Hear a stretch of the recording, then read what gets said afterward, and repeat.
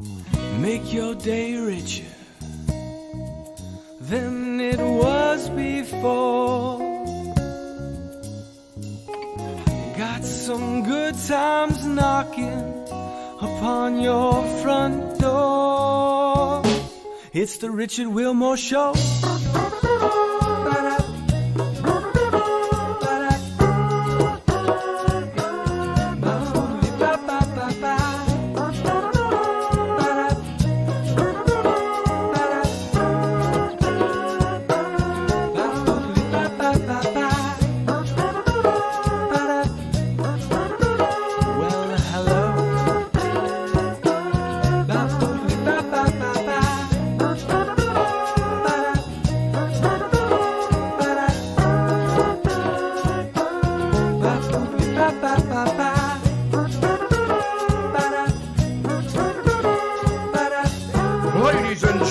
Mr. Richard Wilmore. Do you know, Shavonne, that you were the first person I ever met in San Antonio?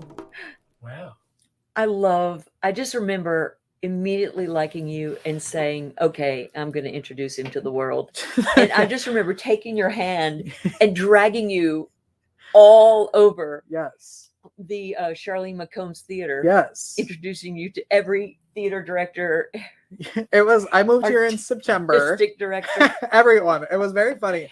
I moved here in September and I thought I need to like get in the theater community, right? Like these are like they'll be on my show. I need to become friends with everyone. So I went to the ATEC Awards. I had no idea what it was, but I got tickets. Yeah. And I turned the corner and you screamed at me from down the street because I was wearing ridiculous pants. I remember. And then, yes, you were, I think, in a table in front of us. Yes. And we, of course, were drinking. And by the time the whole thing was over, you took me to every person in that theater. And we kept drinking. And by the the last person, you were like, he has the show. It has 3 million views. It had like, my show was like this. It was like you were walking around with Oprah all of a sudden. And I was like, all right, I'll be friends with her. Yes. So it was like, I was like, if this is San Antonio, I'm here. I'm so happy. I mean, he has a background in public affairs also, but you know, you embellish a little bit. Yeah, you have to. It's okay. You have to. Exactly. It's okay. Exactly. It was only 2 million, but 3's okay. Right. I'll But take 3. I'm also an impeccable judge of character. I really am. And I just liked you from the beginning. Like, okay, So this guy's going to be, we're going to be friends. When I had like this image of what Texas would be before I moved here, and it was not Where'd you move from? this. Maryland, but I grew up in Wisconsin. What was your image and how does it differ? I thought I'm going to die there. And I thought Texas was like tumbleweeds and people just like grilled whatever they found dead on the side of the road on their way home from work. That's what I thought. That's part of it. That's not 100% false. Yes. I have relatives in Fort Worth, Okay. and they're civilized people. But I thought that's what I thought of Texas. Okay. I always need some meat on the stick. So Right. Right. And that's Freudian. But anyway, and you thought you were going to die here because you thought they weren't going to be welcoming. Yes. Yeah. And I thought, yeah, I guess. But I also like, I don't know. I just thought I'm not like I didn't know there was so much art here and creativity. Yeah. And I just thought it would be boring. That's wonderful. Well, I'm glad you got rid of what brought you here and you stayed. Right. I'm very glad. I kept the good stuff. You kept the good stuff. Yes. Valentine's Day is a week away. Yeah. And you have the cutest book. 101 sweet ideas to show your love for Valentine's Day on birthdays, anniversaries, or any special occasion. I mean, where did this? Cookbooks, acting. Like, Right. What can't you do? One thing Oh. I can't do is cook. So when I saw your photo shoot for this book, I was like, holy crap. The photo shoot was fun. My husband is like a one-man Yes. advertising marketing firm all by himself. So he shot it. I did the set direction. He did a lot of the set direction also. If you notice, this half of the book is Thanksgiving and this half of the book is Christmas. I love that. When I saw the photos, I thought, oh my God, I want to be there. Like, I wish I was there to help decorate. It was so fun. We put up the Yes. tree way too early and who cares? Right. But our friend Hal was there, my mom was there, and then afterwards we ate every bit of that food. Really? It was so much fun. No leftovers.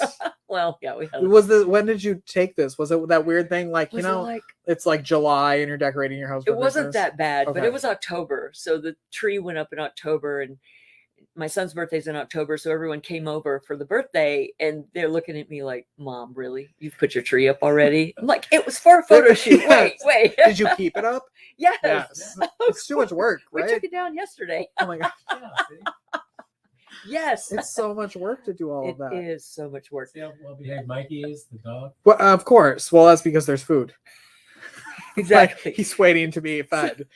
Yes. So the dog was funny because he's not we have 5 huge dogs, and it equals 500 pounds of dogs, and they are not allowed near the table when we're eating. So this dog was so confused. That's why he's got this look on Aw. his face like, wait, I'm not supposed to be here.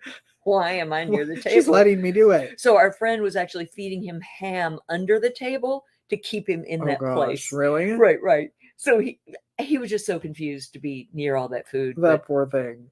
yeah, it was fun. What do though. you love about cooking? I hate cooking, so Okay, that's funny because the cookbook is kind of for people who don't want to be in the kitchen. okay, good. It's all the shortcuts, like for simple things like, mashing the garlic. There's no reason to mash the garlic. Okay, there's going to be some purists that say, oh, you have to because then it's fresh and the flavors and blah, blah, blah. But really, just get a little jar. Just get a little jar. You want garlic in it? Teaspoon, boom. There you go.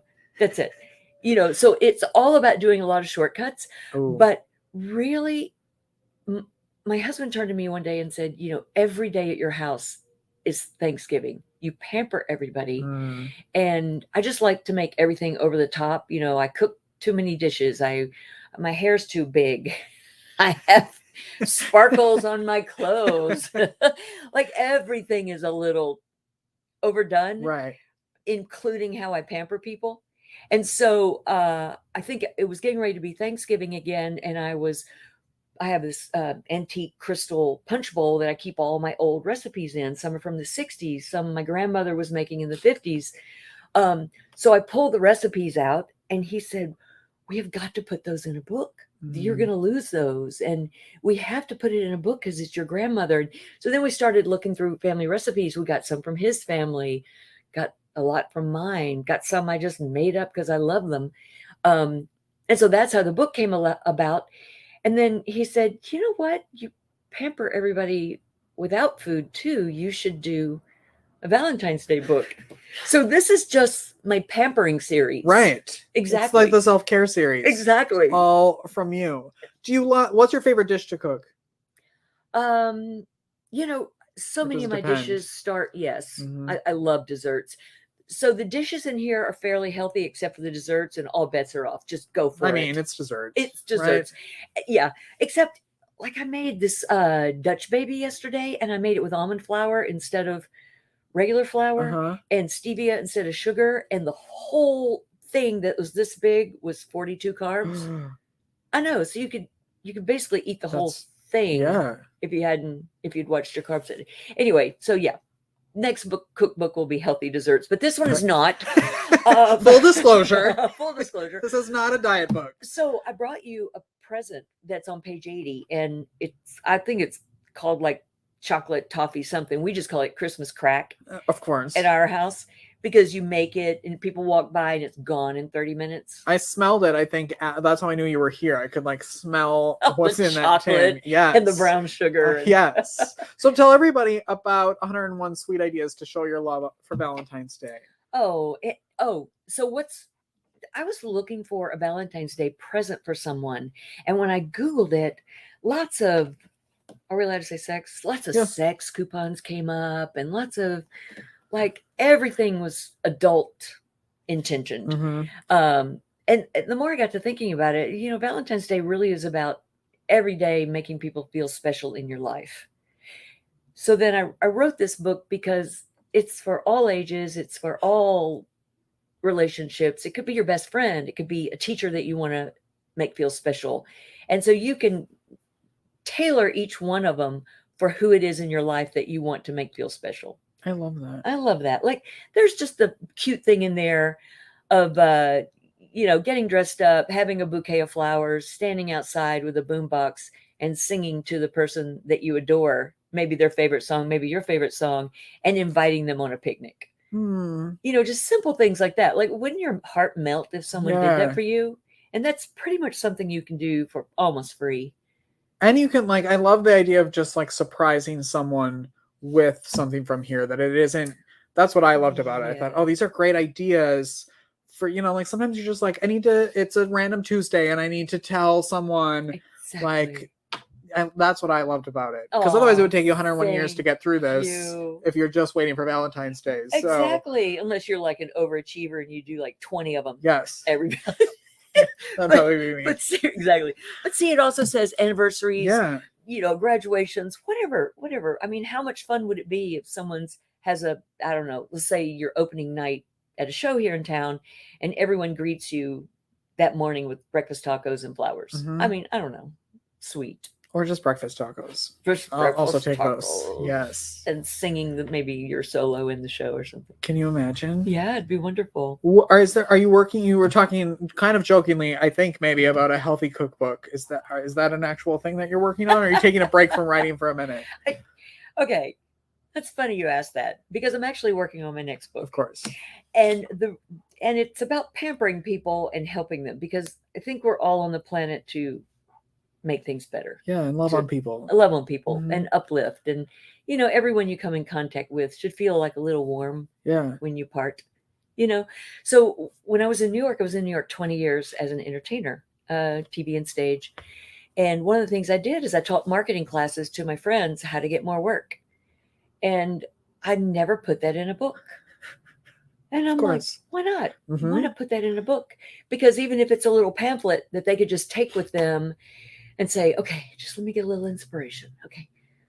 Okay, here. Okay, page 3. Here's my inspiration. Okay, I'm going to go into that audition. I'm going to knock it out of the park. How do I find auditions? What attitude should I have if you want to be a performer?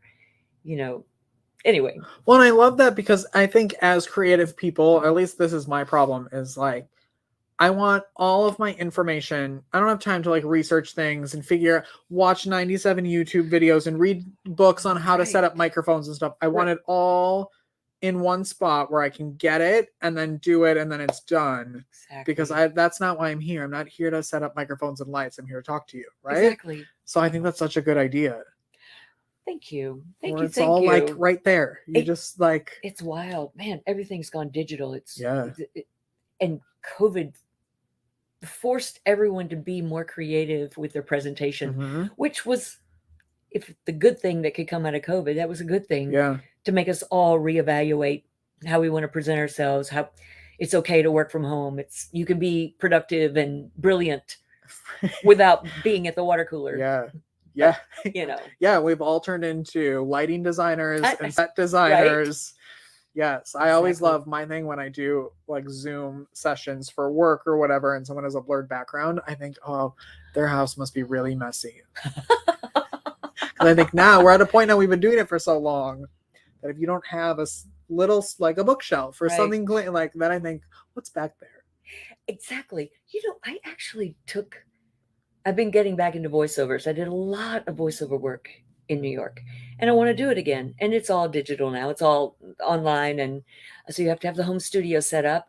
And so I thought, it's been 15 years since I've done it. Let me take a little refresher class with this person who's in the midst of it now. So I took a refresher class, and she, it was a Zoom. So she comes on and she's just in her bedroom. The bed's unmade behind her. First of all, there's a bed behind her, which I'm like, that's inappropriate. I don't know. I think it's inappropriate. There's a bed behind her. It's unmade. There's like jeans and stuff thrown on top of the bed. And that's how she's presenting herself to me. On how to present? No, because it's voiceover, so you're not going to see her. But still, as the authoritative figure that's going to tell me how to run my business, that's how she presented herself. And I don't know. Maybe we should put some like jeans back here. Well, what I did during the pandemic, I was filming in the corner. I was doing all virtual interviews, and I was in the corner of my bedroom. And so I had a little thing and a camera set up, and I thought I need to make sure my bedroom is still presentable. And one time, one of the cats jumped and hit the cord, and the whole camera spun around during a live interview. And it like went right to my bed. And I thought, can you imagine if there were like whatever unmade even to me, like A friend. yeah, that's what someone said. They're like someone waiting for you to finish. That would have been awful. But that's why it was like you have to think about that stuff. But then some people really don't care. It might have taken your show in an To entire a whole new level. direction. I probably could have gotten a couple sponsors out of that. Dang it. You have such that's a book you have to write, is your story. Because I think your story is so fascinating and so uplifting and so like inspiring to me. Because you're sweet. Thank you. You have such a crazy life in the best possible way. Seriously, I do. Yeah, it hasn't been. There was some rough places, as is most people's childhoods, little rough places here and there.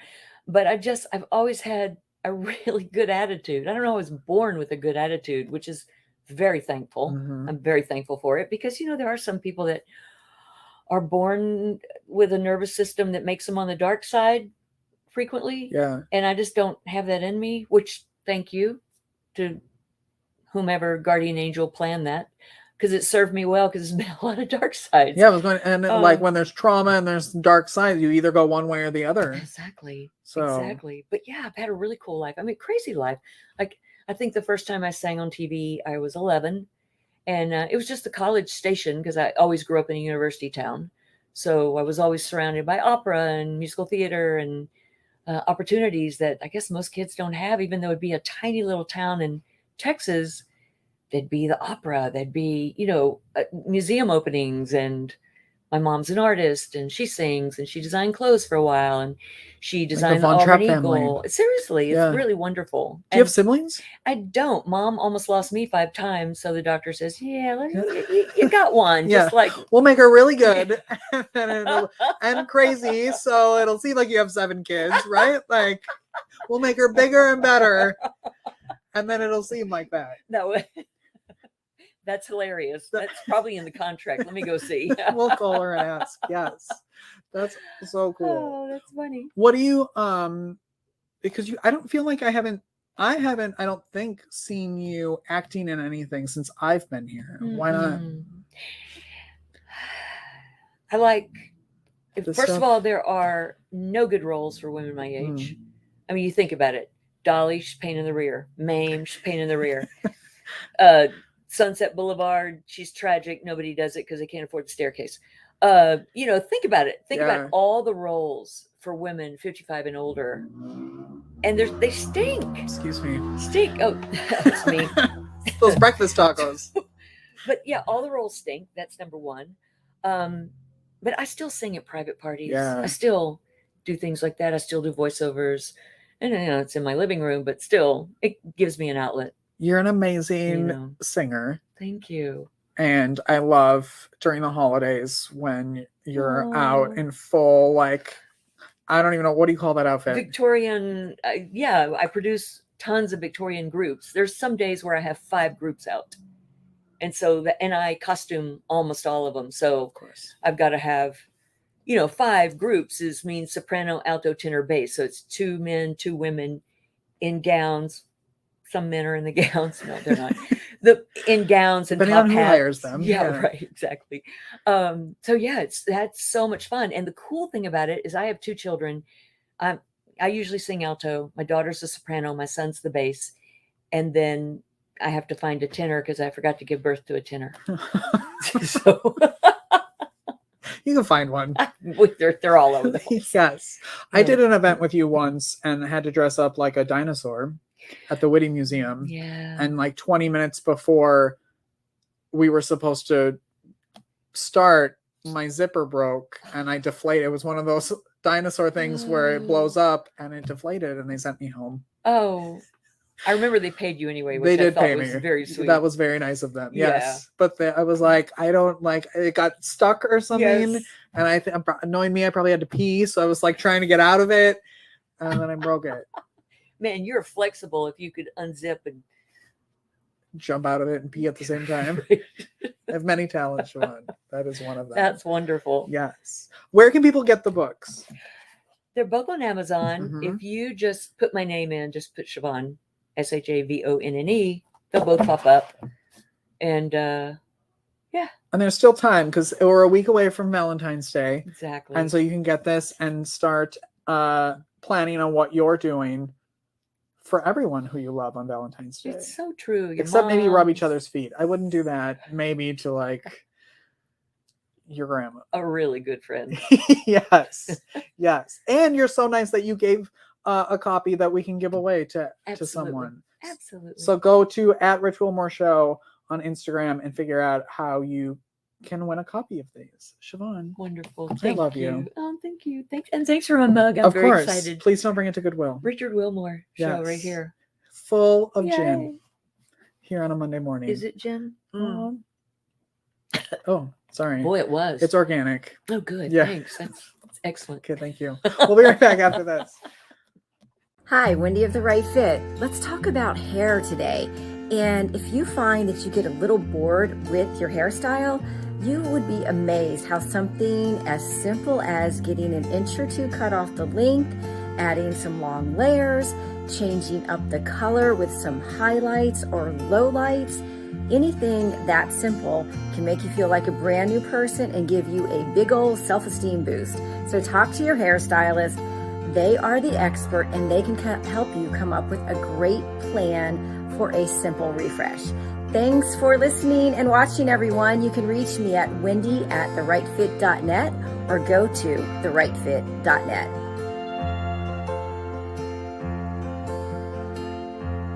Medical professionals are burning out at an alarming rate. Burnout can cause health workers to feel hopeless, trapped, helpless, worthless, depressed, sleepless, and tired. By joining the Hearts Need Art Gratitude Grams program, medical staff receive a personalized email and video from a musician, an artist, or writer once a week that includes a message of thanks, an encouraging song, uplifting poem, or a simple art activity. After watching their gratitude gram, participants report feeling more hopeful, empowered, energized, and appreciated. If you are or know a healthcare worker that would like to receive free gratitude grams, please visit heartsneedart.org. It's the Richard Wilmore Show.